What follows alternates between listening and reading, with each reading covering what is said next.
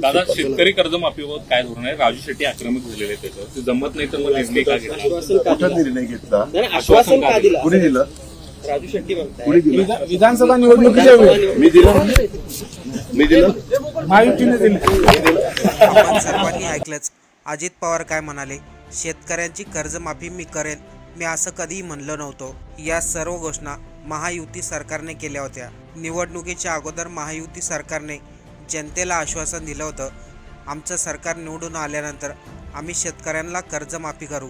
पण आता जेव्हा शेतकऱ्यांची कर्जमाफी करण्याची वेळ आली तेव्हा हे सरकार एकामेकांवरती ढकलत आहे. महाराष्ट्रामध्ये शेतकऱ्याची परिस्थिती अगोदरच खूप भयंकर चालली आहे आणि त्यामध्ये आता हे सरकार म्हणते आम्ही शेतकऱ्यांची कर्जमाफी करणार नाही, पीक विम्याचे कर्जाचे पैसे तुम्हाला भरावेच लागतील. म्हणजे स्पष्टपणे क्लिअर होते, फक्त मतं घेण्यासाठी या सरकारने खोटं आश्वासन दिलं होतं. तर दुसरीकडे राज्याचे मुख्यमंत्री देवेंद्र फडणवीस म्हणतात सध्या शेतकऱ्यांची कर्जमाफी करू शकत नाही, तेवढं महाराष्ट्राचं आर्थिक बजेट नाही. याच्यावरती राजू शेट्टी यांनी देवेंद्र फडणवीस, अजित पवार आणि महायुती सरकारला चांगलंच झापलंय. तर यांनी शेतकऱ्यांची कर्जमाफी केली नाही तर अशा लोकांना गावामध्ये येऊन देऊ नका, या उलट यांना जोड्याने हाणलं पाहिजे. पहा नेमकं राजू शेट्टी काय म्हणाले.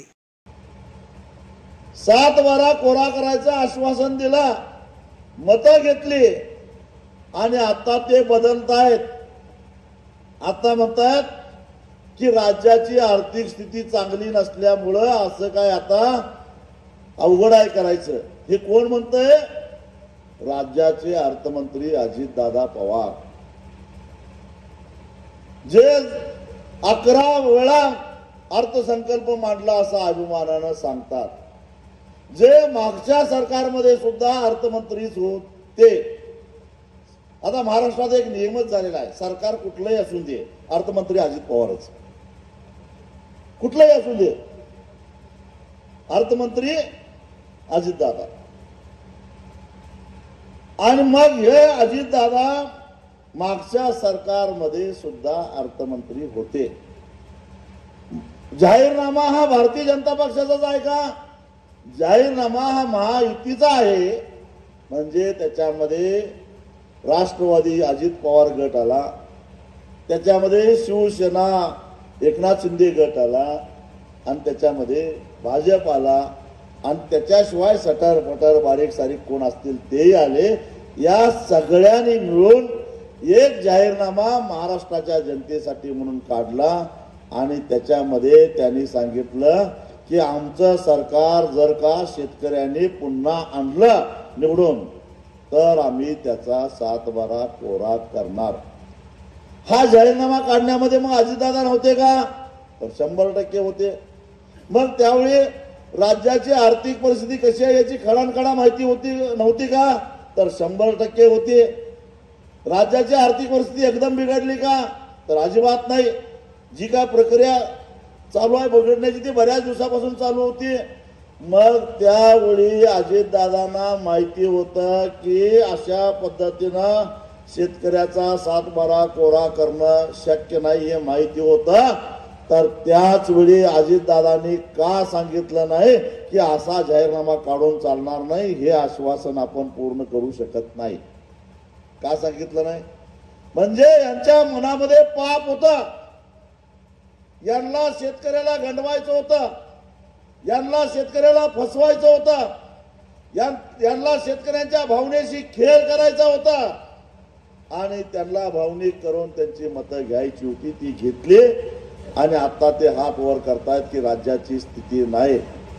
आता तुम्हाला हे सांगावं लागेल, आज जसं माढ्यामध्ये शंभूराजे देसाईंना शेतकऱ्यांनी विचारलं तुमच्या कर्जमाफीचं काय झालं, 2 दिवसापूर्वी अमरावतीला जसं शेतकऱ्यांनी देवेंद्र फडणवीसांना विचारलं कर्जमाफीचं काय झालं, तसं महाराष्ट्राच्या कानाकोपऱ्यामध्ये या तिन्ही पक्षाचे मंत्री कुणी गेले तरी सुद्धा त्यांना शेतकऱ्यांनी जा विचारला पाहिजे, आम्हाला फसवून आमची मतं घेतली, आता 7-12 कोरा कधी करता हे सांगा, हा जा विचारला पाहिजे. वेळ प्रसंगी त्यांना तोडवून हाणलं पाहिजे, त्याशिवाय 7-12 तुमचा कोरा होणार नाही, लक्षात ठेवा. फसवलंय तुम्हाला त्यांनी. नाहीतर मग त्यांनी इमानदारीनं शेतकऱ्याचा 7-12 कोरा करावा. बाकीचं आम्हाला माहित नाही. पैसे नाही त्यांच्याकडं. मी आजच एक जाहिरात वाचली पेपरमध्ये. राज्याच्या मंत्रिमंडळाची बैठक तुमच्या जिल्ह्यामध्ये होणार आहे. तुमच्या जिल्ह्यामध्ये पुढच्या काहीतरी 15 दिवसानं एक मंत्रिमंडळाची बैठक काहीतरी चौंडीला काय कुठेतरी होणार आहे.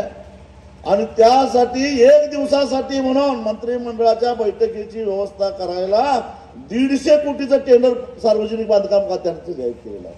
150 कोटी 1 दिवसाच्या मंत्रिमंडळाच्या बैठकीसाठी.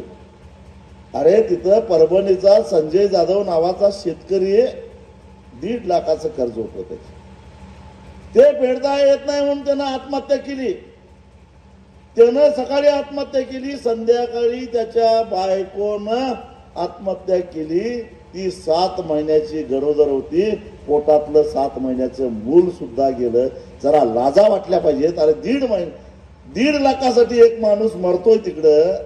आणि 1 दिवसाचा मंत्रिमंडळाची बैठक किती 2-3 तास येतील. ते 2-3 तासासाठी 150 कोटी रुपये तुम्ही खर्च करायला लागलेला आहे. लाजा नाही का वाटत आहे ना? तिकडं सुनील तटकरेंच्या घरामध्ये देशाच्या गृहमंत्र्याला जायचं होतं आमरस खायला, मोदक खायला. 1 वाटी आमरस. आता तेवढा मोठा माणूस 1 वाटीच खाल्ला असेल असं माझा अंदाज आहे.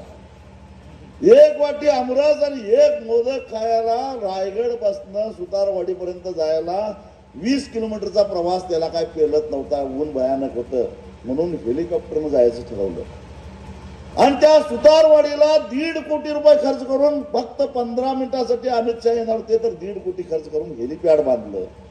यासाठी तुमच्याकडे पैसे आहेत. पण शेतकऱ्याचा 7-12 कोरा करायला यांच्याकडे पैसे नसतील तर यांना तुडवलं पाहिजे काय नको? तुम्हीच ठरवा आता. यांना तुडवून आणला पाहिजे काय कसा आणला पाहिजे हे तुम्ही ठरवा. म्हणजे कसपटा समान जर का हे लोक शेतकऱ्यांना वागवत असतील.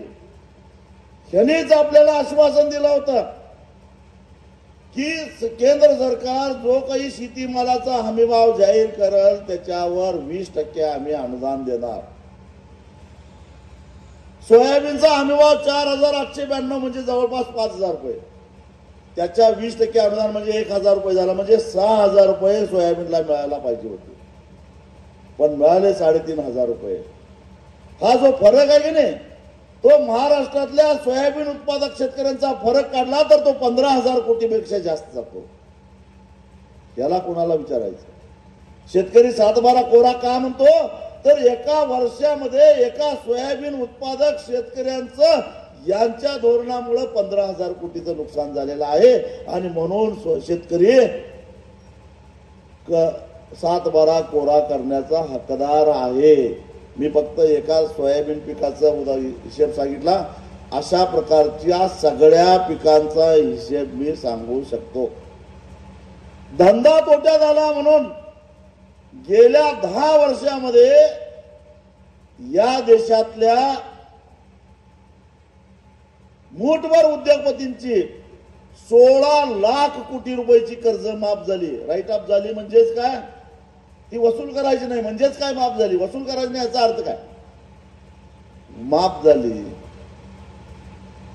अख्ख्या देशातल्या या सगळ्या बुडव्या कर्जदारांची जर माहिती घेतली तर हे सगळे कॉर्पोरेट क्षेत्रातले उद्योगपती आहेत. 9 लाख सुद्धा त्यांची संख्या भरत नाही. त्यांनी 16 लाख कोटी रुपयाला चुना लावला या देशातल्या बँकांना. या सगळ्या राष्ट्रीयकृत बँका आहेत. आणि या बँका ज्यावेळी तोटात येतात त्यावेळी तोटा भरून काढण्यासाठी देशाचा अर्थमंत्री त्यांना पैसे देत असतो बजेटमधलं. आणि अर्थमंत्र्याकडे बजेट कुठलं येतं तर कर रूपानं आम्ही सामान्य माणसं सरकारला कर देत असतो. एका महिन्यामध्ये या देशातली सामान्य माणसं 1,80,00,000 एवढा जीएसटी भरत असतात. एका महिन्याला एवढा पैसा आपण त्यांना देतो आणि त्यातनं हे 16 लाख कोटी रुपये या बुडव्या लोकांची कर्ज माफ करतात. अवघ्या देशातल्या शेतकऱ्यांची कर्ज ही 1 लाख कोटीच्या वर जात नाही.